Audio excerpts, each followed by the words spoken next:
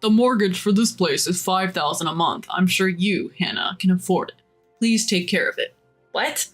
I raised my voice. My mother-in-law, Julia, acted surprised and theatrically shrugged her shoulders, saying, "Oh, scary," pretending to be the victim.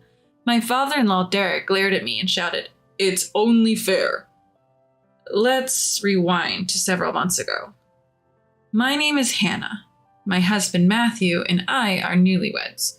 Since we both grew up in the same hometown, we decided to live somewhere in between my family home and Matthew's family home. You could say we're living close but apart. We thought it would be comforting to be within easy reach of both our families in case anything happened, but I ended up having issues with my in-laws. I first met them when Matthew and I got engaged and paid them a visit. Matthew had already warned me that he didn't get along well with his parents, saying, "My parents are reckless spenders and lack common sense, to be honest. I wouldn't mind cutting ties." Still, they were Matthew's parents. Taking advice from my own parents that it would be good to meet them at least once, we went to visit. Upon arriving, Julia warmly welcomed us. She didn't seem like the reckless spender, lacking common sense, that Matthew had described. There was a bit of a cold vibe toward me, but I thought that's just how mother-in-laws are toward their sons' wives. But their attitude changed in an instant when I told them where I worked. When Derek asked, "So Hannah, where are you working?" and I mentioned my company, their faces lit up instantly. From that moment on, they were thrilled, saying, "We've got ourselves a wonderful daughter-in-law." They welcomed me as if they had completely forgotten the slightly cold treatment just moments before. On our way home, Matthew warned, "Be careful around my parents." But at that time, I didn't understand what he meant. Then Matthew and I got married. A few weeks into our new life, I got a call from Julia after work. I picked up the phone and Julia quickly said, "Hannah, please come over right away. We'll be waiting at home," before hanging up. I thought maybe something had happened to my in-laws, so I rushed over to their house. Running in a suit in the summer heat, I was soaked in sweat. Though I was a sweaty mess, I rang the doorbell and a smiling Julia greeted me, making me feel a bit relieved. "Thank you for coming," she smiled as she welcomed me in. I wonder why they called me over. Sitting in the living room with a cup of coffee, my in-laws walk in with a laptop smiling. "What's going on? Is there something wrong with the laptop?" "No, actually, we have something we want you to buy for us, Hannah." "Buy for you?"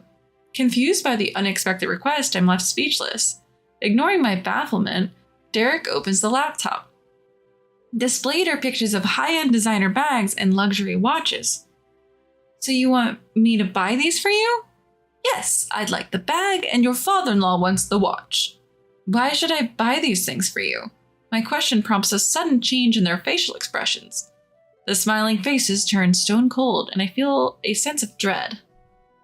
"We gave you the treasure that is our son, didn't we? You could at least buy us this much in return." "You work for a well-known company, Hannah. You're wealthy. Just buy them. No complaints." Frustrated, I shake my head. I can't justify buying such expensive gifts when it's not even a special occasion. Nonetheless, they keep pushing, eventually yelling at me from both sides. Overwhelmed, I end up caving in and making the purchase. The moment I buy the items, they return to their pleasant demeanor. "It's hot. Take your time and relax before you go," they say, which somehow makes it even more unsettling. Since I gave in once, they keep summoning me to buy various things for them. Each time I tried to refuse, but ultimately my fear of being yelled at from both sides made me give in. Matthew had told me he was often pestered for money by his parents when we were dating, but I always hesitated to bring it up because he clearly despised his parents. Feeling trapped and unsure what to do, another call from them comes in. I went to my in-laws' house wondering what I would be forced to buy this time. I knew from past experiences that if I didn't respond to the calls, I would receive a series of line messages like a demon. As usual, I was led into the living room, expecting my step-parents to bring their laptops again. But this time, it was different. This time, they bring out a stack of receipts. What's this? "This is 1 month of our living expenses. We thought you could cover it for us." What? "You're wealthy, Hannah. You can afford this." Saying so, Derek hands me a note with the total amount. "I did the calculations for you this time. Next time, just do it yourself." The sum includes utilities, groceries, and other bills. I can't. I shake my head. I shouldn't have to bear your living expenses just because I'm married to your son. No sooner had the words left my mouth than I regretted them. Bracing for more yelling, Julia suddenly burst into tears, collapsing on the table. Why won't you give us money? How could you be so cruel? Derek, who's hugging up loudly sobbing Julia, yelled, This is outrageous. People usually send money to their parents willingly, and we even calculated how much you should give us. Both Derek's shouting and Julia's wailing ring in my ears. I just want to leave this place. I want it to be over. Unable to tolerate my in-laws' incessant complaining, I find myself handing over money yet again. But my funds are not infinite. At this rate, my savings will be drained by my in-laws. As I head home, I'm determined to talk to Matthew. But when I see him, I realize he's not in the state for any discussion. Though he came home before me, Matthew was just sitting in the dark, staring blankly. Matthew, what's wrong? Turn on some lights at least. When I flip on the lights, Matthew turns his face towards me. What's going on? I ask a visibly drained Matthew, who replies, I've been laid off. Matthew had been troubled by conflicts with his boss for some time. Since we work in the same field, it wasn't surprising that Matthew was laid off. It must have been his disagreeable boss who put him on the chopping block. I can't add any more stress to Matthew's life right now. I keep the situation with my in-laws to myself. Weeks later, my in-laws summon me again, but this time it's different. Instead of their home, I'm called to a different location. And there it is, a mansion that stands out even in a suburban neighborhood. After double-checking the address in my map again, I ring the doorbell. A voice says, Come in! It's unmistakably Julia. Why is Julia here? Although I have many questions, I enter when Julia says I can. Julia greets me in the entryway. Welcome. Whose house is this, I ask. Julia said with a surprised look on her face. It's our house, says Julia, looking shocked. I'm dumbfounded. My in-laws had been begging me for money, yet they've managed to build this mansion? As I'm guided into the living room, Derek is there. I sit down opposite them. How did you build a house like this? We took out a loan. Even old folks like us found a lender willing to lend. How will you repay the loan? Asking you to help with that is why we invited you today, Derek laughs. The mortgage is $5,000 a month. You can handle that, Hannah. What? When I raise my voice, Julia dramatically flinches, exclaiming, Oh, you're scaring me. Derek glares at me. It's to be expected. We're not working. Do you think we can pay $5,000 on our own? Don't take a loan you can't repay. How did you even get approved? I shudder at the thought that they might have borrowed from a disreputable source. Julia pleads. Please, Hannah, don't be such a terrible daughter-in-law and abandon two old people like us. I get up from my seat. I can't pay this time. $5,000 a month is impossible. Excuse me. Hey, wait, Derek shouts, but I'm at the door. Scared that my in-laws would chase after me, I ran back home and quickly locked the door. I rushed to Matthew, who was working on his computer in his room. Well, you scared me. Welcome back, Hannah. What are you up to? Working, actually. My side gig is doing really well, so I'm thinking of going solo. I should have told you sooner, Hannah. Is that okay? Matthew had been down since getting restructured at work, but he was stronger than I thought. With this new Matthew, I felt like I could finally open up about Derek and Julia. That's what I thought. Matthew, it's about Derek and Julia. The moment I started talking, my tears started flowing. Matthew, surprised, gently rubbed my back and asked, What happened? As I sobbed like a child, I explained the situation to Matthew, who then sighed in frustration. Ugh, my parents. When will they stop tormenting people? It turns out Matthew had endured similar treatment from my in-laws before we got married. Since he had calmed down after getting married, he thought that his parents had also become calmer as they got older. Who would have thought they'd be targeting you, Hannah? What should we do? At this rate, we'll have to pay Derek and Julia $5,000 every month. Matthew thought for a moment, then said, Let's move. If we move and change our numbers, we can cut them off for good. But if they come to my workplace, we're done for. They even know where I work. Feeling cornered, Matthew made another suggestion. In that case...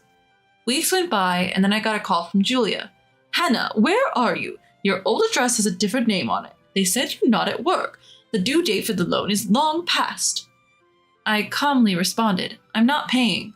What? The loan. I'm not paying it. Figure it out yourselves, and by the way, this number will soon be out of service. I'm not done talking. Ignoring her, I hung up. Matthew and I immediately changed our phone numbers, cutting off all contact for good. To escape my in-laws, we moved abroad. We only shared our new contact information with my parents and close friends. What Matthew had suggested was for me to quit my job and move overseas. Matthew had made it big in the online business world, allowing me to quit my job. We were doing just fine on his income alone. Now I work part-time in a foreign country to earn some extra cash. I got word from a former coworker that my in-laws had showed up at my workplace yelling, "Where's Hannah?" They even got escorted out by the police. They got off with just a warning, but my coworker said they looked desperate and it was scary. Why had my in-laws become so frantic? We found out a year after moving abroad when I received a mysterious call. It was from Julia. I didn't recognize the number, but when I picked it up, it was Julie on the other end. "Hello, Hannah, please, you've got to help us." Somehow my phone number had gotten to Julia. I rushed to Matthew, switched on the speaker, and we both listened. Apparently, my in-laws had borrowed money from a shady company and were facing forced labor for not paying it back. "Is Matthew listening? Please transfer at least $30,000 or we could die from forced labor." "Absolutely not," Matthew responded. "I've suffered enough from their lack of sense all my life. They didn't even support my education yet took most of the money I earned. I have no love left for them. Let them face the consequences." "But Matthew, don't say that. Please help Mom." "To make up for their past, they should suffer." Matthew's words left Julia crying loudly. Then a male voice came on. "Okay, we're taking your parents." I was too stunned to speak, but Matthew calmly said, "Please go ahead." We never found out where they took my in-laws, but nobody in the family even looked for them. We certainly didn't want to find them. They were pretty sturdy for old folks, so they're probably still working hard somewhere. That's what I think. Life for us has been peaceful ever since. Matthew seems more energized in his work and with my assistance on the side. He even started his own small business. We built a big house overseas and even hired a maid. We're expecting another member in our family soon. Your belly is getting bigger. Yes, would it be okay to go back to my parents' place and show them their grandchild? We've only been talking over the phone ever since we left because of the in-laws. Since we ran away from his parents, we've only been able to talk to my parents over the phone. Matthew, whom I thought would never want to go back, immediately said, "Sure, let's go." You're okay with that? You don't mind? As long as my parents aren't there, anywhere is heaven to me. Smiling, Matthew gently stroked my belly. "I want to meet you soon." When I saw Matthew smiling as if he had been rid of that possession, I felt from the bottom of my heart how glad I was to be able to cut ties with his parents.